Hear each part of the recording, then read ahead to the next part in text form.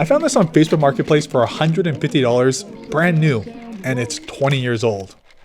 And then there's Exceed Design that sent us their new prototype knives, and we dropped some custom patches of my favorite Pokemon. So let's check it out. Starting it all off with a Facebook Marketplace find, with the craziest part being this was completely brand new. Well, sort of. But the fact it came complete in box, duct tape and all, is pretty insane.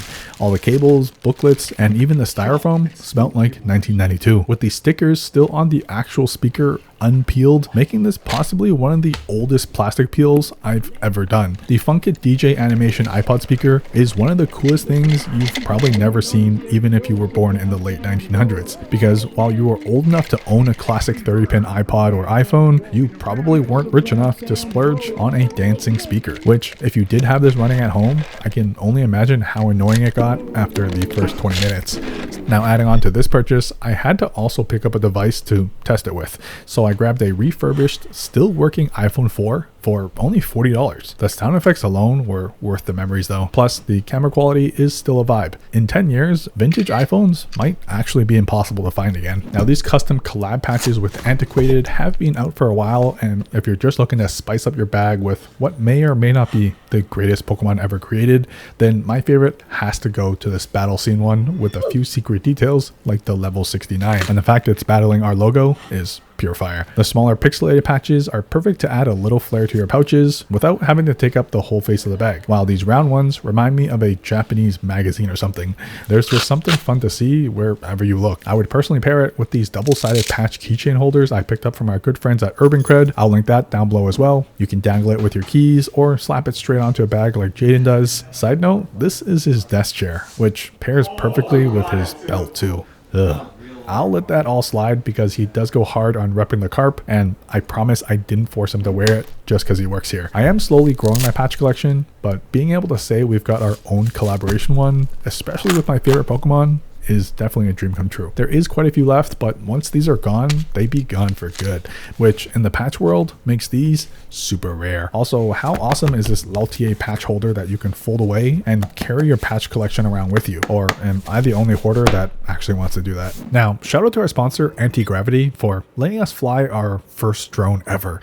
Made possible because their A1 is only 249 grams, which means you can fly this for fun without any license required, albeit still in a safe and approved location. But the beauty is, for noob pilots like myself, this one has a 360-degree camera, which means it's constantly capturing everything around you. So even if you fly in the complete wrong direction, you will still be able to capture the whole moment in the edit. Speaking of which, their Antigravity Studio app makes editing 360-degree footage surprisingly easy, especially with their deep tracking features, which is available while you're flying by selecting your targets, but also after the fact in the edit so you can reframe your footage too, which means you just draw a square around what you want tracked, and then whoa bam, it auto magically tracks for you. They're also constantly updating with new features, like how they recently added a third-person cockpit view, so it looks like you're riding a dragon. They also included voice command integration, because there's nothing more legit feeling than saying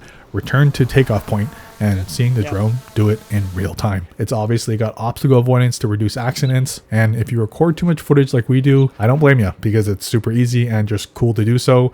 The app has an auto edit feature that lets AI make a cinematic video for you. So for all the dads that like to play with the newest and coolest tech, this is a guaranteed Father's Day gift they'll love to open up. On top of all that, you get a free anti-gravity replacement lens kit when you purchase with the link in the description down below. Next, I've been eyeing the original version of this Seiko Metronome watch simply because it can do this. With a built-in metronome and even a speaker that can make some banger tunes. It's got adjustable speeds, notes, pitches, whatever that is, but you get the point. I know nothing about music. I just know they collabed with Fragment on this blacked out dial version, so I instantly ran to eBay to pick one up myself. And even though I don't love NATO style straps, plus the fact it looks tiny on my wrist, this is still going into my personal collection of watches that I would never sell.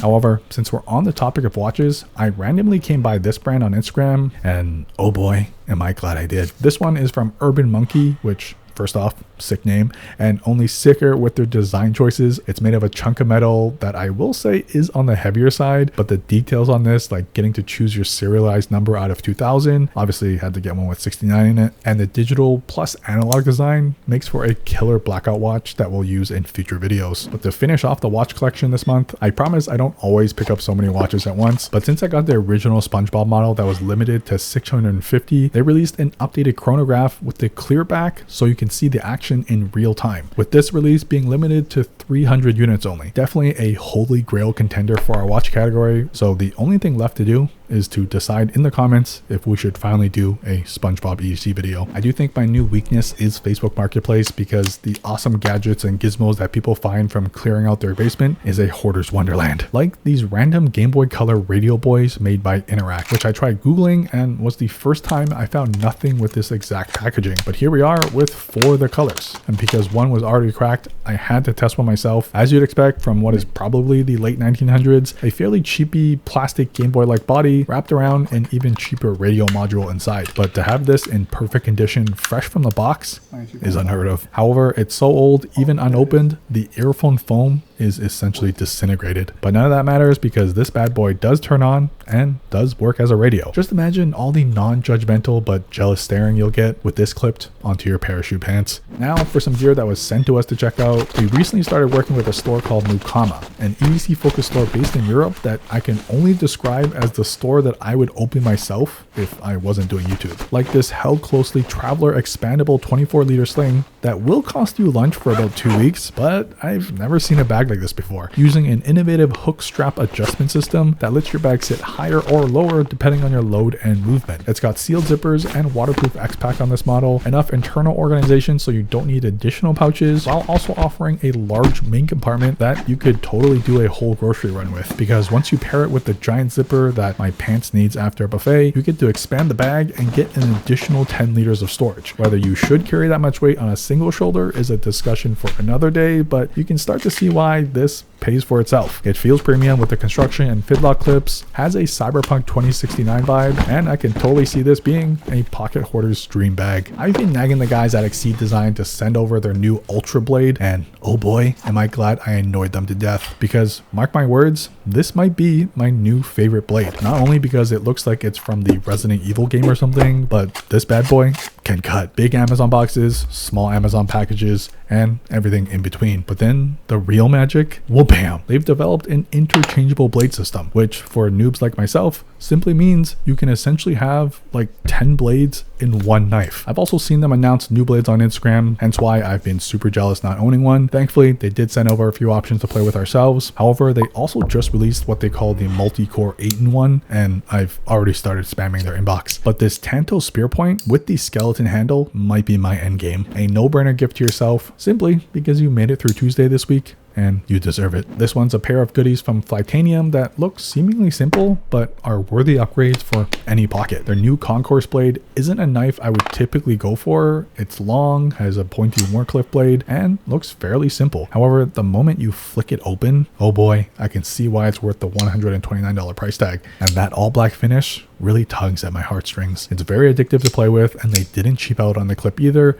instead keeping to that flat, serious aesthetic. It's got total John Wick vibes written all over it. And speaking of the greatest assassin of all time, I recently discovered they also made regular 10-cent pick pens, you know, the ones you can't stop chewing on, but made of metal instead. Essentially putting makeup on a pig, but the makeup here is titanium. There's just something about upgrading common everyday objects that we don't think twice about to being super overkill that gets me excited.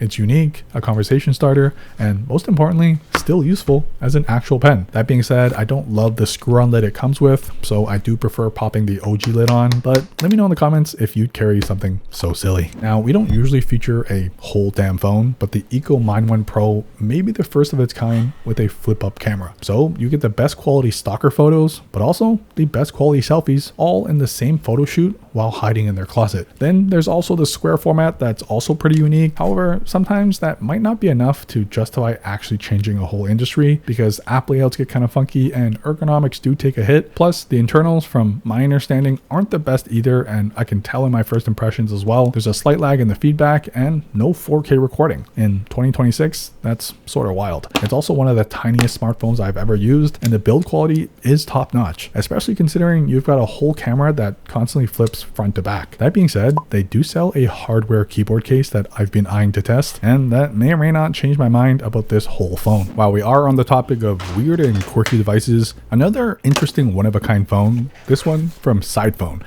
They did send out the Founders Edition, which simply means the first 1,000 they ship will get this badge to commemorate what may be the fix all of us degen doom scrollers needed. And as the name suggests, it's meant to be your side chick, a secondary phone that goes with your main phone. Something you could take on a walk down memory lane or while window shopping at your grocery store, because you definitely can't afford bananas anymore. While it is technically a smartphone with apps and a camera, they make it pretty difficult to scroll on TikTok or binge a YouTube series on this tiny touchscreen. And that's where pairing it with this modular keypad comes in, which most of you may not know or even remember that you had to press the number 2 3 times to type out the letter C. Now imagine typing out a whole breakup text. Wait, that might explain why us millennials complain a lot less too. The coolest part has to be the swappable pads though, as one of the options looks like an iPod track wheel, but unfortunately it doesn't actually spin like one, as each side and corner is simply a shortcut button, so you could build it out as a pretty cool looking MP3 player as well. My favorite option has to go to the compact QWERTY keyboard,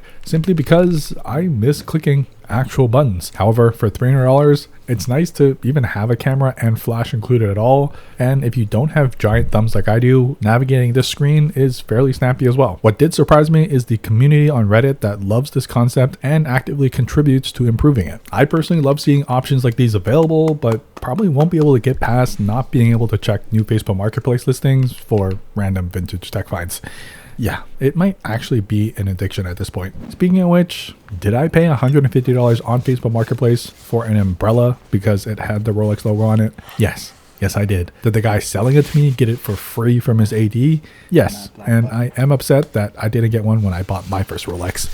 So here we are, an unused umbrella, which I did care about it being used or not, with that beautiful dark green and gold combo. Will I actually ever use it in the rain? No, but there is something about being able to say I have a Rolex umbrella and you don't. That's weirdly a big flex, and the whole point of collecting the coolest vault of gear known to mankind, which this is definitely going in. Recently, I discovered a retro game store in Toronto called Moonshine Gaming. They're also on YouTube and Instagram, but if you're in Toronto, I highly recommend you check them out if you love all things gaming. The dudes there know their stuff, they test all their games before selling, and they have plenty of little knickknacks like this, a Forza Xbox branded Hot Wheel on a BMW M4. Now, look away if this triggers you, but these are meant to be played with, right? We are constantly on the hunt for any cool, unique, and fidgety objects to toss into our pockets. That's when I came by an ad by Cobes, or Cobes, another solid cologne brand similar to Lucky Cat Collectives we've featured in the past, but with their own unique smells and, more importantly, this soft touch blacked out metal case,